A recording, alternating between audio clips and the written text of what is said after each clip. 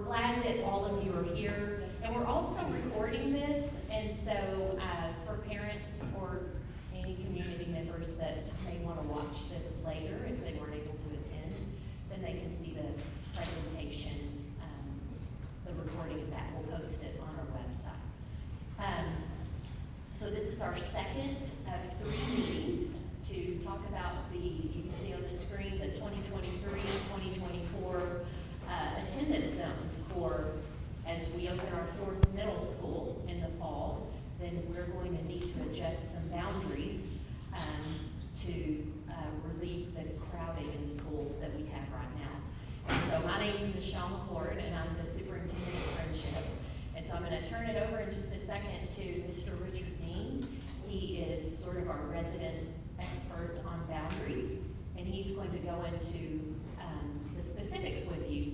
But I just wanted to tell you, and anyone who may watch the recording, is that we understand that we have to take a lot of things into consideration as we're building buildings, and we're building community, but we're also impacting people's lives. And all of these streets and boundaries and lines and colors that you're going to see on this map, we understand that what those represent is almost 11,200 lives. And so we take all of that into consideration. However, the reason we're here is to get your feedback. And there may be something that we missed, maybe something that we hadn't thought of. And so you're going to hear from Mr. Dean about how you can ask questions here, or you can, we stood up an email address specifically for attendance boundary questions.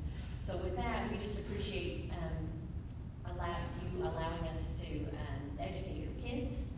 And please feel free at the end of the presentation to ask questions. That's why we're here, and there's a microphone that you can use to ask questions. And it feels like there's an invisible shield from the front of the room to the back of the room. And so I would say, would the staff step forward? But anyway, that would be, there's I think we have 4 parents in here, but we're glad that you're here. We'll try not to overcome you or overwhelm you with asking you too much, since you're the parents who came. So anyway, with that, I'll turn it over to Mr. Richard Dean.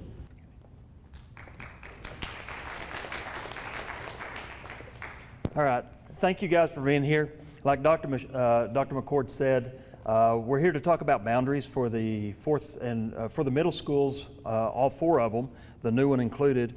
Frenship's been designated as a fast growth school district, and with that designation, obviously we have a lot of kids coming in. Today we had 11,185 students enrolled in Frenship, and that's a record. We continue to break these records throughout this year, and so we anticipate this continuing throughout the school year. Again, due to the continued growth, we're having to look at building new campuses. So today we're here to talk about the middle schools. The 4th middle school will help relieve some of the crowding at Frenship Middle School, Terra Vista Middle School, and at Heritage Middle School. And as we're looking at these boundaries, we're looking at the boundaries with the rapid growth of the school district in mind, not just the growth in the middle schools, but the whole district. And so our current middle school zones look like this. So if you look at these, the green is Terra Vista, the orange is Frenship Middle School, and the purple is Heritage. Each of these little dots that you can see here, those are the actual school buildings. This is where the 4th middle school will be. So as we move forward in these slides, I want you to forget about these colors for these zones, because the next slides are going to show the elementary boundaries in colors and the middle school boundaries divided by a red line. And so this is what the scenario A of the middle schools looks like. It's hard to see, but there's red lines here. Over here are the colors for the different elementaries.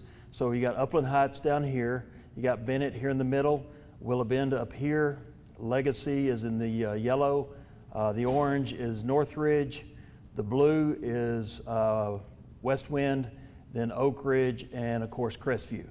And so that's the colors on this map are elementaries. If you look, starting right here at County Road 2378, which is the county line, Hockley County, Lubbock County line, that's 66th Street going across this way, County Road 1600, and then it goes over to Research Boulevard, comes south to 82nd Street or Donald Preston in Wolforth. The Wolforth Farmers Market is right there about where that spotter is. It comes across to Upland on 82nd Street, and at Upland on 82nd is Happy State Bank. There's a church there. The SPEC old office is there, South Plains Electric Co-op old office is there, but that's at 82nd and Upland. And then it comes north on Upland to 34th Street, and then west on 34th to Alcove, and then north on Alcove to the district line. So this would be middle school number 4, all of this area up in here down to these red lines. Frenship Middle School would be from here down to the county line, or to the district line, sorry. And then Heritage would stay the same. So Heritage in this model actually has no changes on theirs. Terra Vista would come from Alcove down to 34th, from 34th across to the Loop, and then over to Frankfort. And so all of this right here would remain as Terra Vista. A lot of this that is Terra Vista currently would become a part of middle school number 4. So some of the demographics for this first scenario, and again, we had a demographer that did this. They do this on a routine basis. They have formulas, they have ways of looking, they talk to developers, they talk to home builders, they talk about all of the things that are going on in the area that they're getting demographics for. And so our capacity, for our middle schools is 950. And so when we say capacity, that's 90% of totally full. So that if we get to 950, we're not totally full yet. We're at 90%, but that's when we start talking about what we need to do to help alleviate some overcrowding. So Frenship Middle School, starting in 2023, will have 605 students. Terra Vista will have 774. Heritage will have 699. And then middle school number 4 would have 525. That would be starting in August of this coming year. If you go 5 years out, then we're looking at 26, 27. Frenship Middle School would have 805. Terra Vista would have 814. Heritage would have 751. And then middle school number 4 would have 713. And so the demographers are, it's uncanny how good they are at this. When we had the last demography study done in 2011, in 2021, they were off a handful of students. And when I say a handful of students, I'm talking within 100 or 200 students of where our population actually was. So when we say that, they're projecting these out, of course, the further out you get, the less reliable it is, but they're still pretty confident that this is going to be the population in 2031. So that's the scenario A. Scenario B would be similar. Starting over here at 2378, we would start at Marcia Sharp, and 1585 runs right across here. And then we would go up to Research, go north on Research to 82nd Street or Donald Preston in Wolforth. Again, the Wolforth Farmers Market's right in this area. It'd go across to Marcia Sharp and back up Marcia Sharp to Upland. One of the changes for Heritage in this scenario would be that it would come all the way down to the district line here instead of cutting through this neighborhood right here. And so Heritage would remain the same at the top. Terra Vista in this scenario would be the same as the scenario A. It would come down Alcove to 34th, 34th over to the Loop, and then over to Frankfort. And again, the elementaries are in the colors. So this is Upland, Bennett, Willow Bend, Legacy, Northridge, West Wind, Oak Ridge, and Crestview. And then the numbers here, again, capacity being 950. We would start out in 2023 with 461 in Frenship Middle School, 774 at Terra Vista, 835 at Heritage, and 533 at middle school number 4. Going over 5 years, 650 at Frenship Middle School, 814 at Terra Vista, 905 at Heritage, and 714 at middle school number 4. Going out 10 years, and they all get pretty close to being equal in 2031. And so that's what we're looking at as far as the statistics for those. Now, when I talk about our demographer, they come in, they talk to the developers, they talk to the home builders. So the 3,500 homes that are being built south of Wolfforth are included in this. The homes that are being built right here at Burgamy Park are included in these numbers. Multifamily homes, which is apartments, are included in these numbers. Our demographers have a formula, and it's pretty true, that we get 0.46 students for the district, not just the middle schools, but for the district from a single family home. And they get 0.13 from a multifamily unit, so apartment unit. So that's how much we're getting from multifamily homes. Single family homes is 0.46 for the district and 0.13 for multifamily homes. In the fall of 2026, the demographers are predicting that we will have 13,293 students. So that is in the fall of 2026. That's district-wide, 13,293 students. In 2031, they're predicting 15,771 students for the district. So again, elementary through high school. So that's kind of how the demographers are predicting our continued growth. And if you drive through the district, you see that real quick. You see houses being built, you see construction happening. You look out the windows here, you see it happening. So going forward, what we're going to do, yesterday we had a town hall meeting at Heritage. Today we're having it at Terra Vista. Tomorrow we'll have another one at Frenship Middle School. And you're welcome to come to those. It will be the same presentation, same slides. New information would be whatever I stumble across that I didn't say tonight, but I think it's going to be the same. Then going forward with our board, talking about the school board, on November board meeting, we're going to report our public comments. So if you have comments you want to make, we have a microphone here. This is being recorded, so we would ask that you step up to the microphone, ask your questions, make your comments. We'll jot down some notes, we'll record it, and then we'll gather these comments and report these to the board and let the board know what the public's comments are. We'll categorize them and make sure that, similar comments are together with similar comments. In December, we will recommend to the board an attendance zone. And at that board meeting, you have the opportunity to talk to the board. The board can't answer questions, but you can make comments directly to the board. If you would like to be there, more than welcome to be there. There are some protocols in place. You have to be there on time and sign in to make comments to the board. In January, the proposed attendance zones will become an action item, which means the board will vote on them and adopt an attendance zone. And that's when, at that point, we will know exactly what the attendance zones will be, and we start working on other things, preparing for school to open. In the spring, we're going to talk about grandfathering. And grandfathering is basically, are we going to allow students to remain at this campus that may be rolling from the 7th grade into the 8th grade for that next year, for next school year. So we'll talk about that. Will we grandfather 6th and 7th graders, incoming 6th graders, incoming 7th graders? The quick answer is probably not, because we've got a 4th middle school we've got to fill up. And so 8th graders that have been here for 2 years, do we want to allow them to continue here?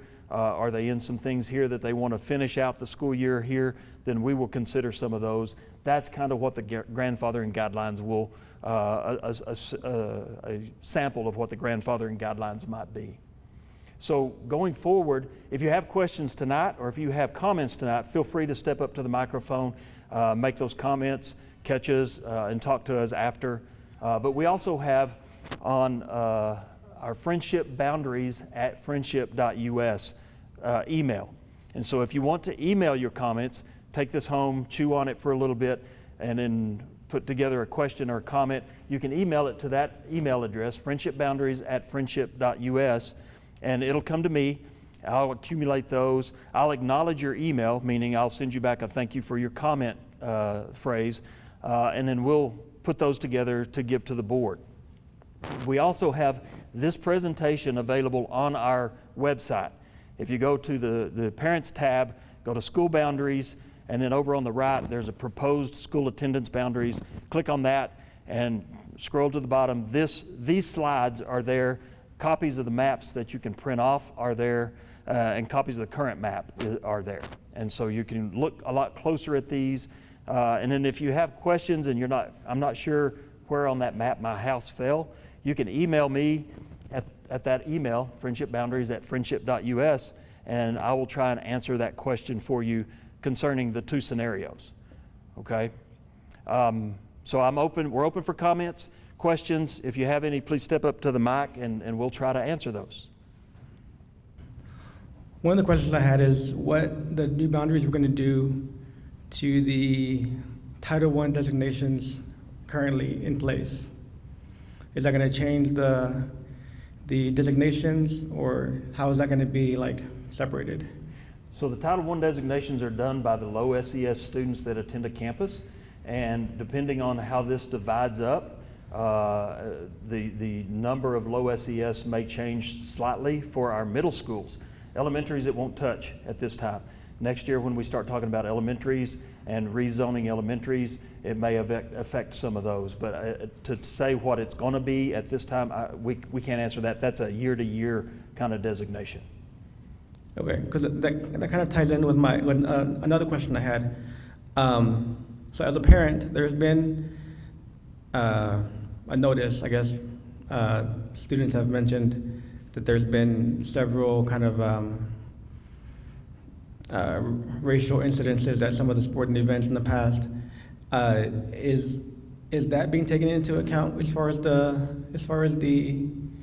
boundaries that so that maybe there's not too many of one demographic at one campus versus another?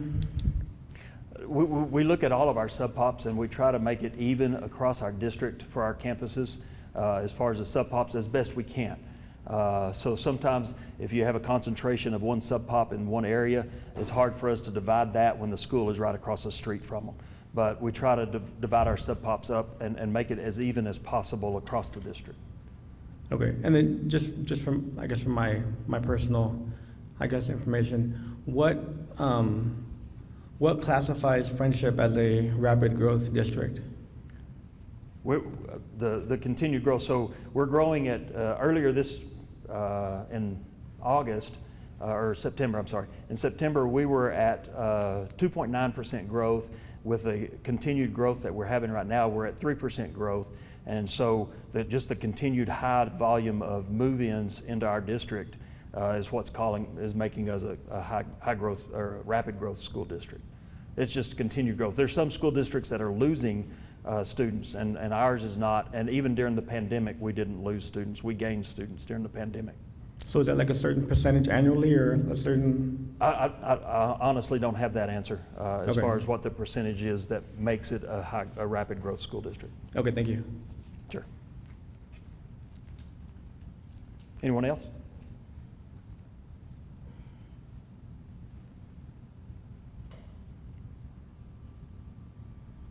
Okay, well, I thank you guys for coming. Parents, if you have questions, got a lot of staff here. I'll be here. If you want to come up and ask your questions individually, feel free to do that. So with that, we'll conclude the meeting.